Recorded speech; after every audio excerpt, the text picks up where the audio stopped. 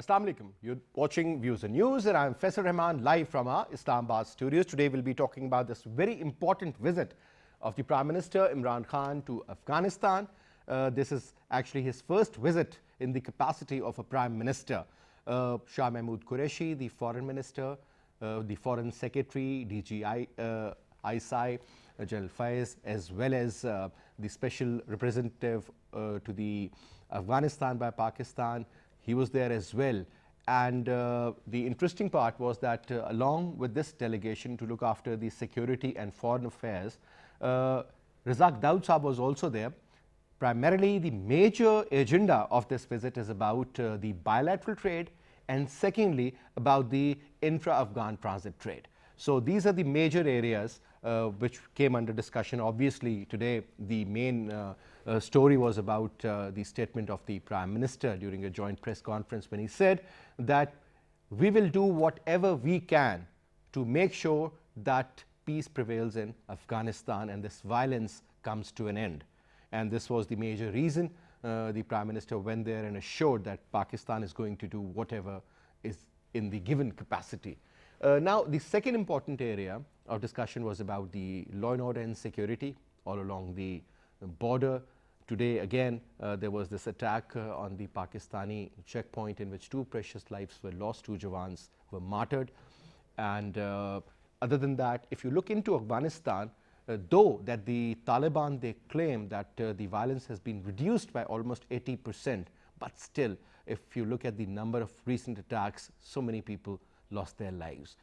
Now, another important agenda is to make sure that Pakistan really believes that whatever is going on in Afghanistan, the peace process or the dialogue process for that matter, or the dialogue between the government and the Taliban, or when we talk about the intra-Afghan dialogue, I think that holds the key. That is very important. It has been stalled for the time being, but we will also ensure that all these stakeholders should be on one page, should sit and negotiate. That's the way forward.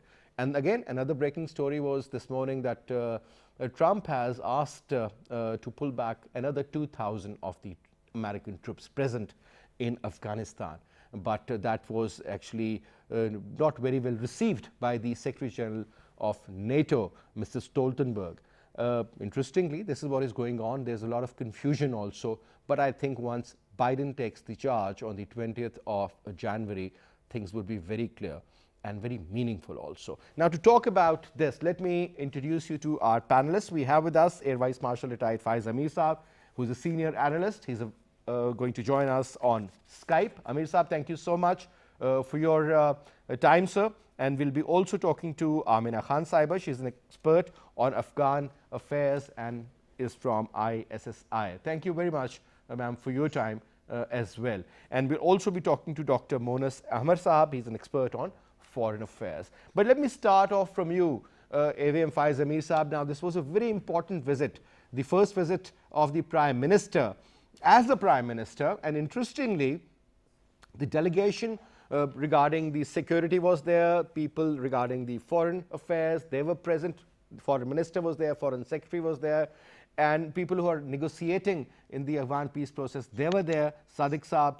And other than that, Razak Daud Saab was there as well. And he's the main man, he's the Commerce Minister, the special representative of the Prime Minister on this. So intra-Afghan dialogue as well as the trade issues, they also came under discussion along with these security matters. Now, 3 very important areas. So, your take.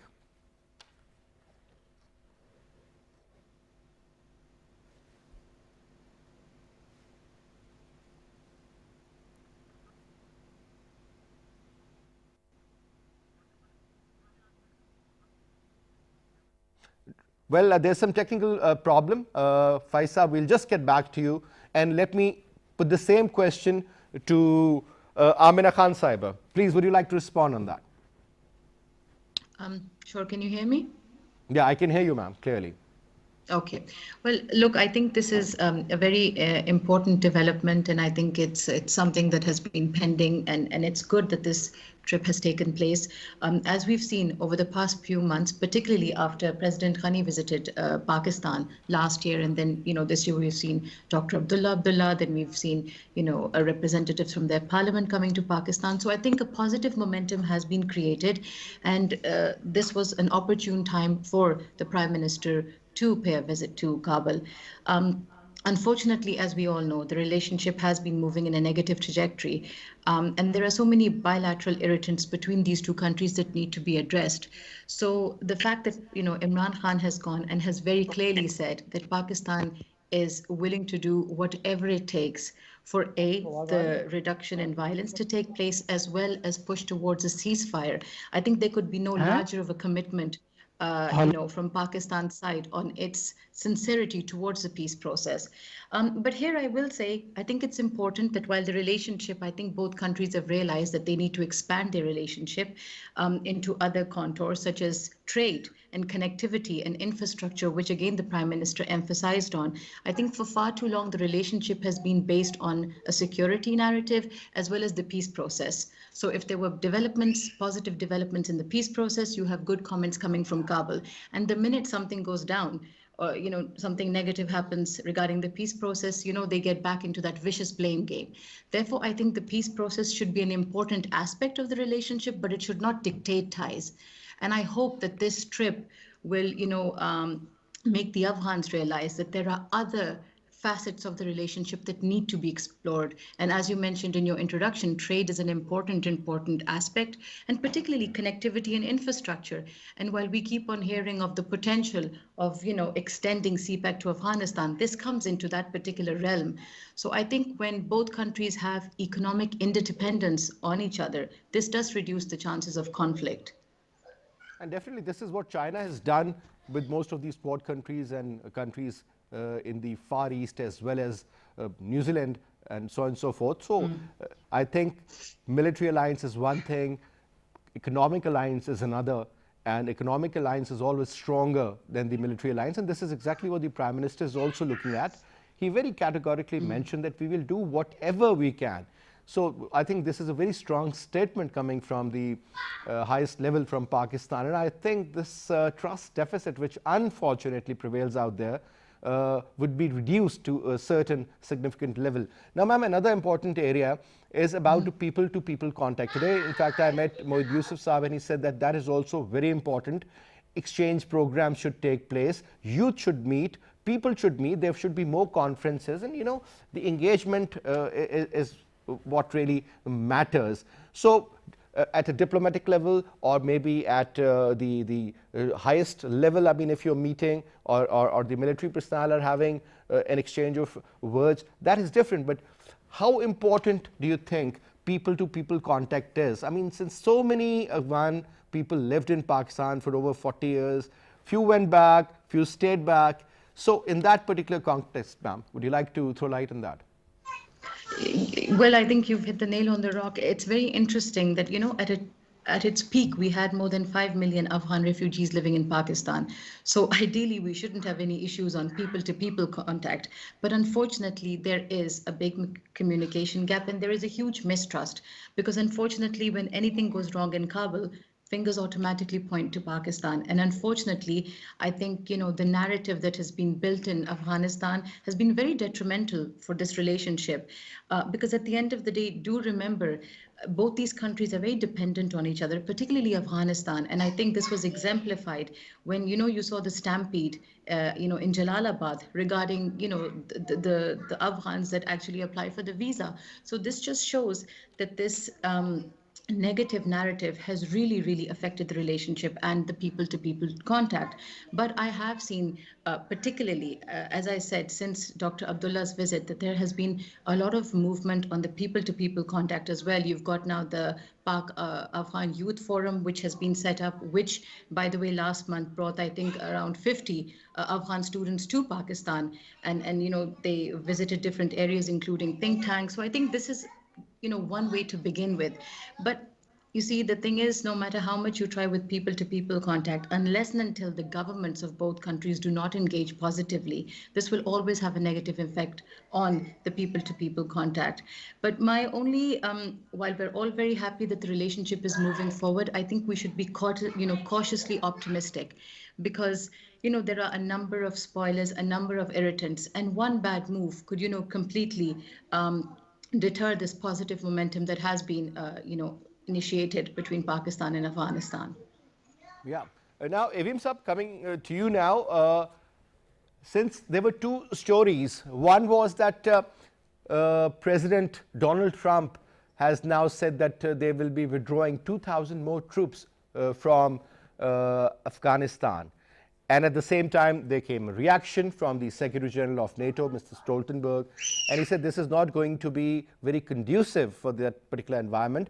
It should take place. Withdrawal should be there, but it should be step by step. And it's too early to call these 2,000 people. But you never know, so till 20th of January next year, we might end up hearing something else as well. How do you see that security part? And second point is that when Imran Khan Sahab says that we will do whatever to reduce violence in Afghanistan, obviously talking to Taliban, that's what he meant, that the Taliban, they are carrying out a lot of attacks, though they claim that 80% reduction is there, but still a lot is happening. A lot of precious lives are being lost on a daily basis. Your take on these 2 points, Evim Saab?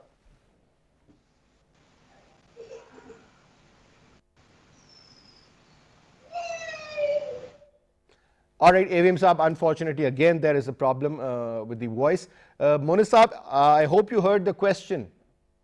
Yeah, I heard the question. I mean, quite interesting. Would you like to respond to that, please? Yeah. Go ahead, sir. Well, I think one needs to keep fingers crossed. It is true that there will be a vacuum in Afghanistan in case of total foreign military withdrawal, that is American and the NATO withdrawal from Afghanistan, which has been reflected in a statement by the chief of NATO. But I think as far as the situation on the ground is concerned, it basically requires political will on the part of Afghans. I mean, they are the real stakeholders.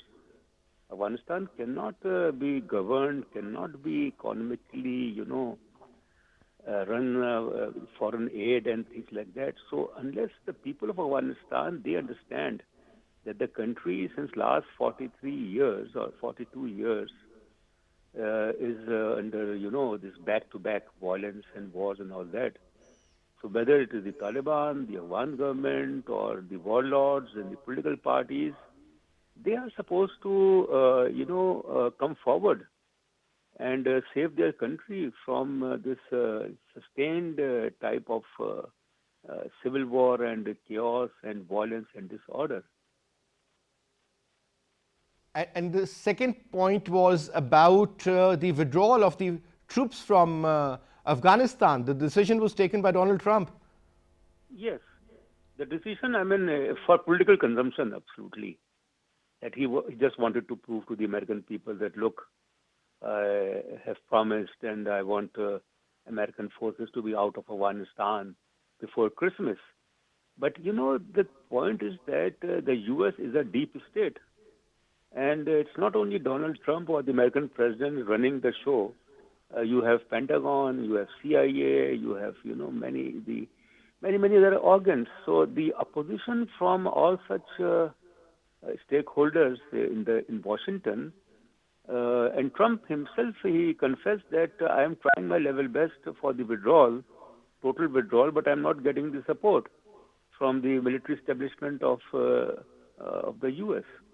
But the announcement was made. I don't think that Joseph Biden, the president-elect of the U.S., will be forthcoming to this idea of total withdrawal, American withdrawal from Afghanistan. I'm not saying that there will be President Obama-type surge in Afghanistan when, 8 years ago, there were 100,000 American forces in Afghanistan. But certainly, as I said earlier, that this is not the solution.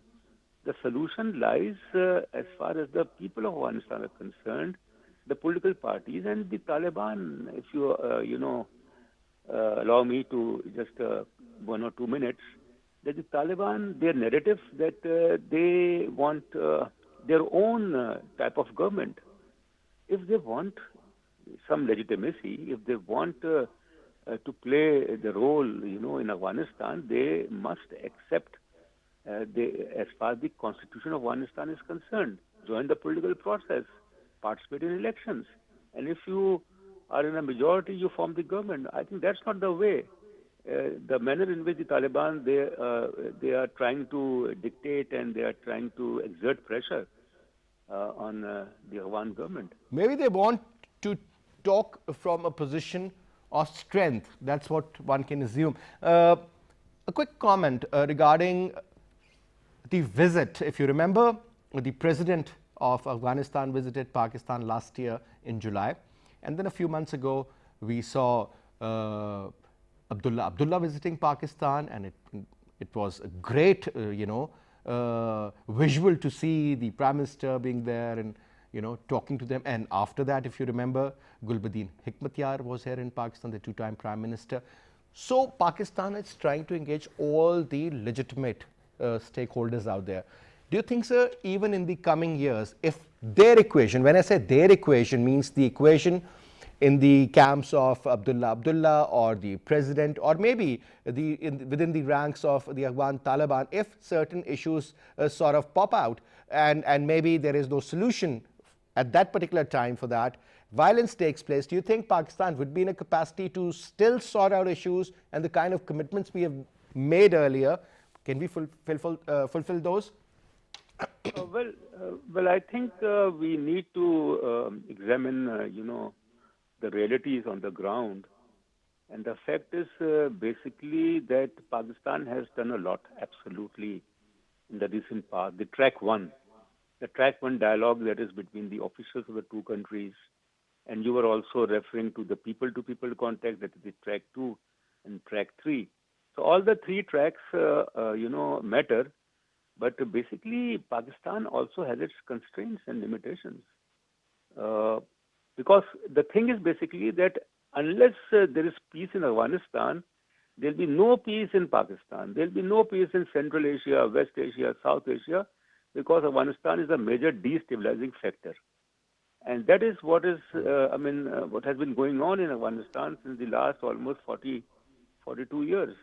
So Pakistan is trying its level best to engage, is trying its level best to help out the Afghans. But as I said earlier, that the Afghans themselves, whether you have Abdullah, who represents one school of thought, or Ashraf Ghani, another school of thought, or the Taliban and the other political parties and the NGOs and the civil society and the warlords.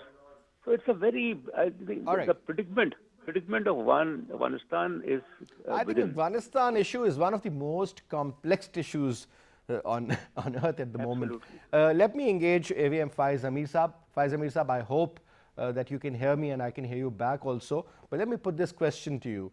Faiz Saab, the visit of the Prime Minister, though it was just a maiden visit one day, but a very powerful delegation was with him, including the DGISI also.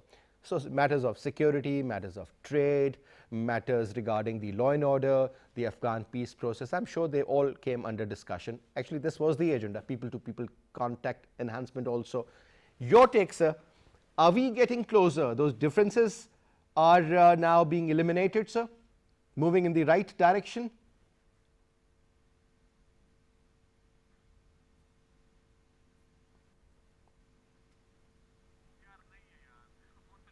AVM Saab, what we will try to do is to take you on the telephone line.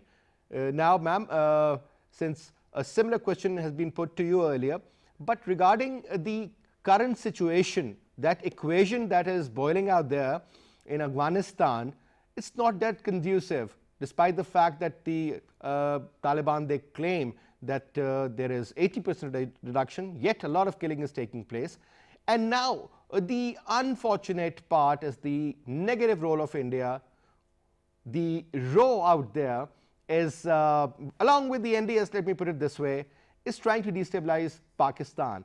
And I think this would be the most important agenda, cross-border terrorism that is taking place. Ma'am, Your take on that, please.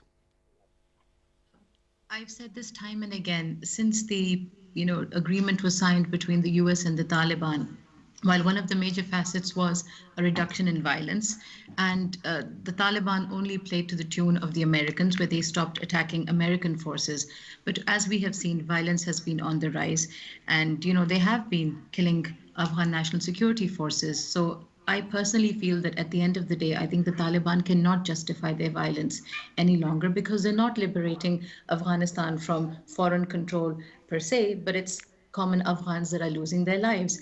And I keep on saying that the Taliban should reduce violence and move towards a ceasefire, not as a means of surrender or as a sign of weakness, but rather to, present themselves as a major and as a very responsible stakeholder that can play an important role in the future polity of Afghanistan. And I think this will benefit the Taliban themselves if they push towards this. And we have seen that the Taliban are very capable of doing this. But as you said, yes, they are trying to push, for the military solution so that they can have more power when it comes to the negotiating table. But I think that if they push this thing too far, maybe the Biden administration might just rethink the deal, because violence is a major issue that continues to threaten the not only the talks but the future of Afghanistan. At the same time, I think the onus is on the Afghan government as well, to fulfill their responsibility regarding their parts of the agreement, which we've seen finally they have agreed to the release of prisoners, but they shouldn't create further hurdles. But here again, I will say that when it comes to the reduction of violence, the onus is on.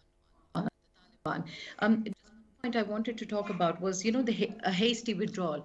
I think not only the international community but regional countries seem to be on the same page when it comes to a hasty withdrawal. Countries like even Iran, Russia, Pakistan, of course, the Central Asian republics, all of them feel that a hasty withdrawal will have catastrophic consequences for the region, and particularly Pakistan, and we've seen this, in the 80s. So I think this is something again that the region would not want, and they would want to push for, the peace process in itself. All right. Now, AVM Saab, as Amina Saab has said, that a hasty withdrawal would be a disaster, not only for Afghanistan, but also the followed factor would be on Pakistan. Now, the point is that are we ready for that kind of a situation? We are trying to negotiate among all the top stakeholders there, whether you talk about the Ashraf Ghani's government, or you talk about Abdullah, you talk about Taliban, you talk about other political parties. But the non-state actors, they're also gaining ground out there as well. Talk about Daesh, this Hezbollah Ahrar. You talk about other such organizations as well, TTP for that matter, Hizb Islami, so many other factions, they are there, the splinter groups of Taliban as well. So posing a major threat to Pakistan. AVM Saab, your take, sir. First of all, how do you read me? So I can hear you perfectly fine. Thank you so much. Okay, thank you. Lot of hassle. The timing of the visit is important. Now, it comes as a culmination of a flurry of visits by the Afghan dignitaries, where you had Afghan Taliban visiting Pakistan in August, then Abdullah coming in September, then Hikmat Yar coming in October. Similarly, the Speaker of the Parliament coming in October. So these flurry of visits now have seen Prime Minister Imran Khan on his debut visit to Afghanistan. In my view, there are two important issues. One important issue is the use of Afghan soils to sponsor terrorism on other countries, US and its allies. Pakistan has recently raised an issue at the UN also and at the all forums regarding Indian involvement, sponsorship of terrorism from Afghanistan into Pakistan. I think that would be one of the main issues being discussed in this particular visit. Second important issue would obviously be the Afghan peace talks. Pakistan has been trying hard, and Pakistan would continue to try to support that. Third important issue would be CPEC, because Pakistan has shown its concern about the Indian interference in the Gilgit-Baltistan and threats to CPEC there, at least Pakistan wants assurance from the Afghanistan that the regional connectivity that we talk, and we also want the Afghans to be part of that. So I think that is another major talk. The trade between the two countries has always been on, and probably that will remain. So that I don't think that was the major concern in this particular visit, though Mr. Taoud was there, and they would definitely talk of enhancing the bilateral trade. That's a welcome issue. But I think the point remains the Indian use of Afghanistan soil against Pakistan, and Pakistan's efforts that Mr. Imran Khan wanted to assure and reassure the Afghan government that we will support the intra-Afghan dialogue.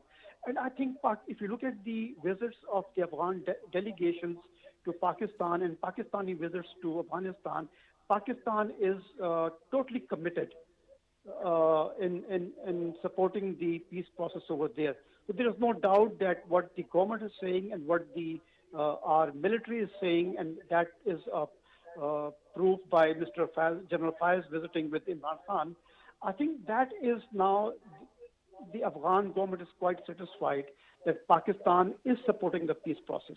However, now Pakistan wants reciprocity from their side, where they need to curtail the Indian activities against Pakistan. Exactly. So as far as the peace process is concerned, this is not going to be an easy one. We have been saying this one.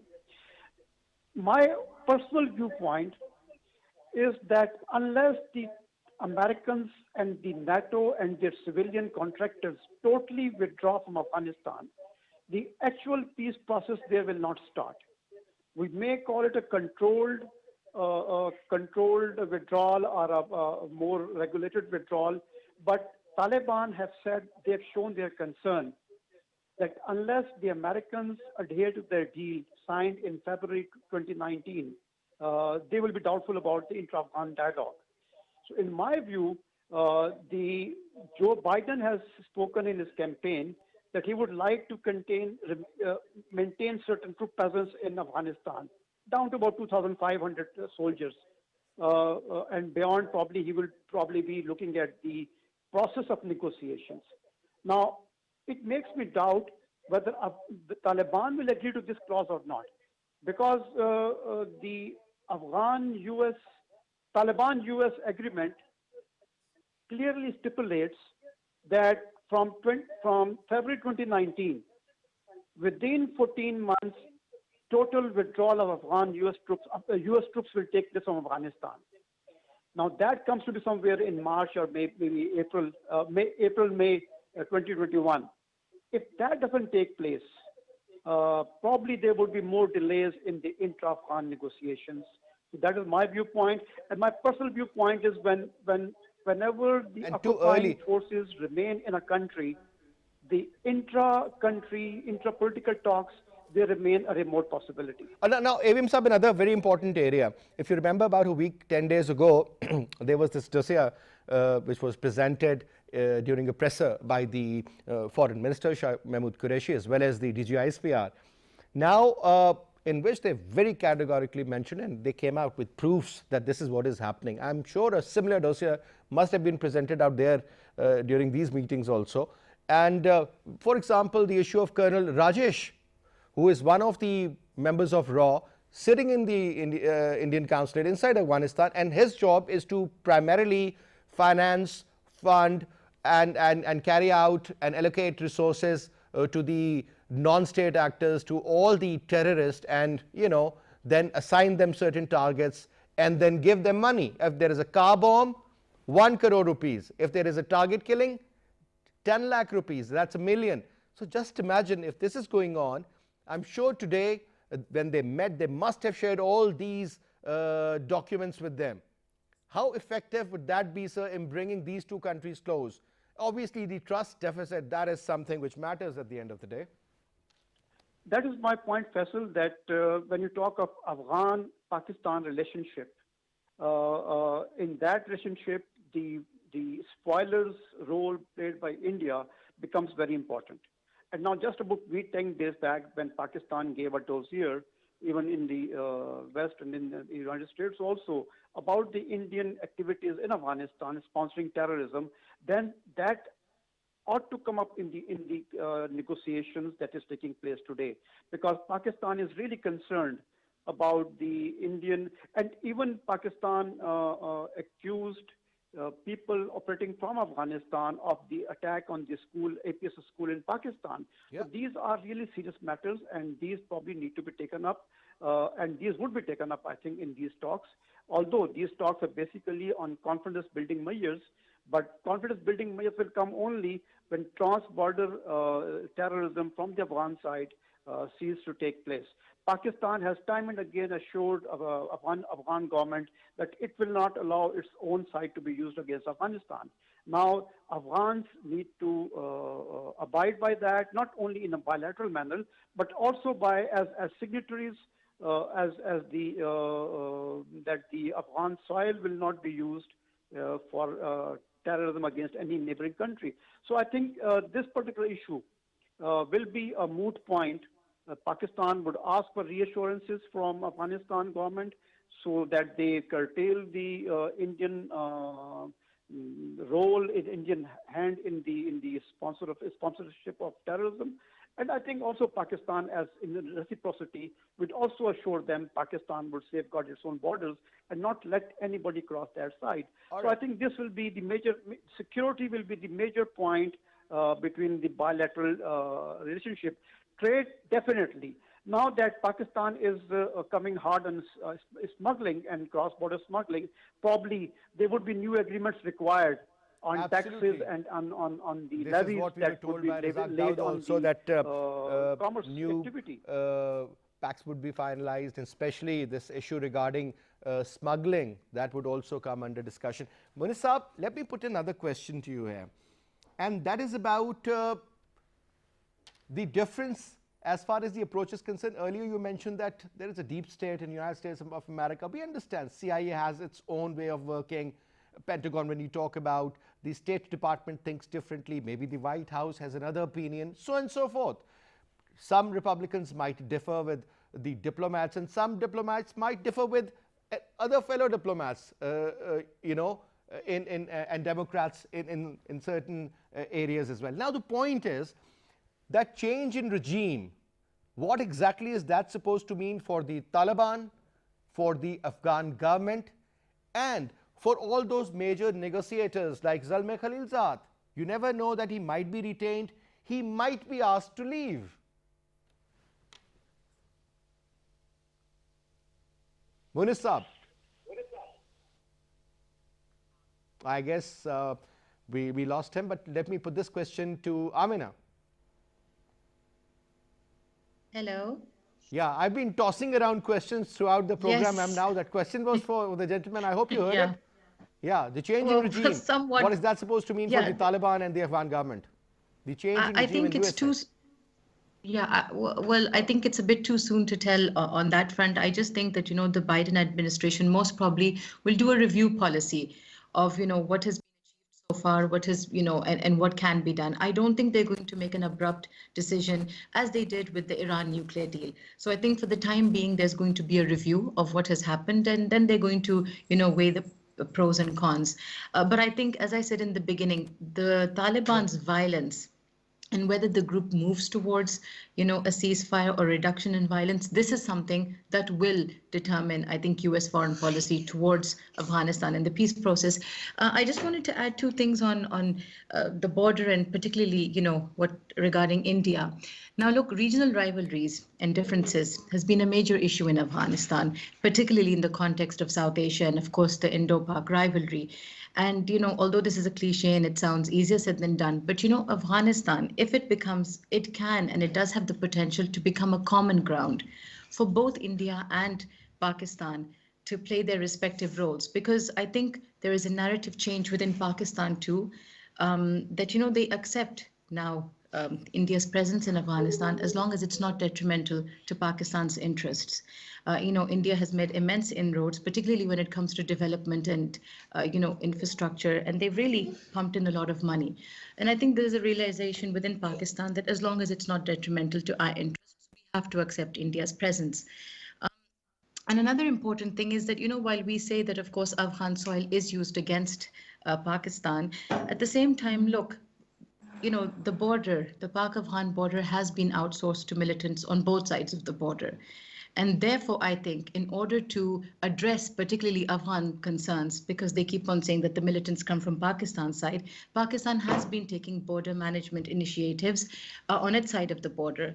And I think, if the Afghans comply and move towards a mechanism that we saw back in 2003 when NATO was here and they had a trilateral framework between Pakistan, Afghanistan, and NATO, that did help reduce, border incursions as well as attacks. So at the end of the day, both these countries need to, work towards border management. And while I understand and realize that it is very difficult for any Afghan leader to sell, to its public the fact that, they've accepted the Durand line. The fact is that there has to be border management. This is important.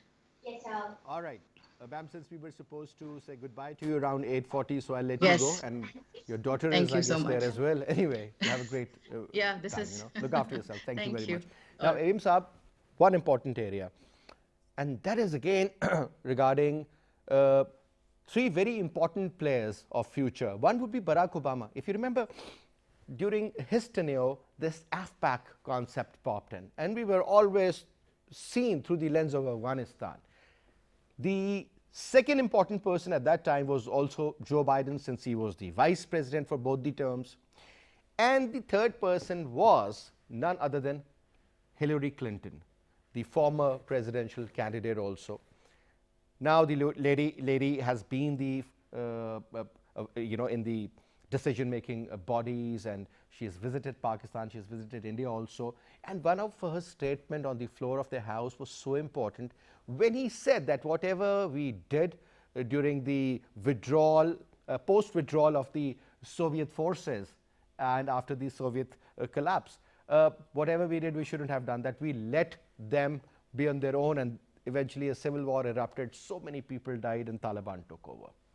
All right, sir. Now, don't you think these three major decision makers would really support the ideas of Pakistan, and they would not let that happen which happened earlier, sir, when we witnessed the Soviet withdrawal? Faisal, when you look at the trio, that is the former President Barack Obama, former Secretary of State Hillary Clinton, and Vice President Joe Biden, they had the same views. So we can say that the policy, the Democratic policy, Democrats' policy, foreign policy will be followed in Afghanistan. Now, if you look at Joe Biden's background, his stance on Afghanistan, he was actually one person who very loudly opposed the surge of forces in Afghanistan in 2009 and 10. He was against it. But in his recent election campaign, he has said, and that echoes with the what the Afghan government has been saying. Afghan government, through its various spokespersons, have been asking for recalibrating and reassessing the withdrawal plan. And where, let me remind you that Mr. Clinton had said that our boys will be back before Christmas.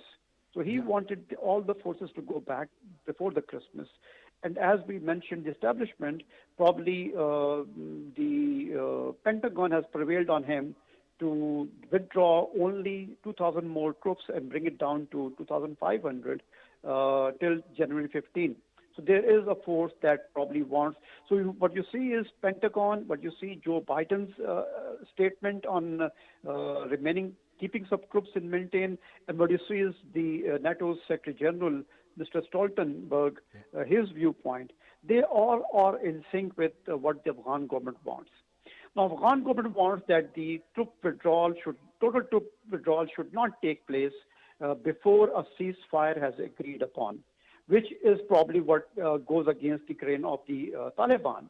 And that's why they have increased their activities in the last couple of months. whereas the talks have been going on, but the level of violence, unfortunately, has been going up. So what I think is we see a big barrier in the talks till the time Mr. Biden takes over and if he appoints his own Secretary of State, and then formal contacts are made. I'm not very sure whether Mr. Zalmay Khalilzad will be maintained as the envoy of U.S. to Afghanistan or not. So we will have a total new team. A total new team with a total new stance in Afghanistan probably would be meaning a lot of delays and a lot of more violence. So probably at this time, when the uncertainty prevails in Afghanistan and in the region, the visit by Prime Minister of Pakistan is a reassuring one that we stand with you and we will try and reduce the violence, though we do not have any much hold on the people, but we'll keep trying to bring them back to the negotiating table.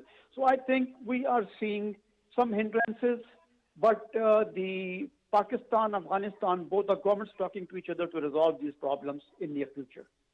All right, sir. Thank you so much, Avim Saab, for your comments. And we would also like to thank Amina Khan and Dr. Munus Ahmed Saab for their participation as well. And that's all we have for this week. Inshallah, I'll see you on Monday. Till then, you take good care. Khuda Hafiz.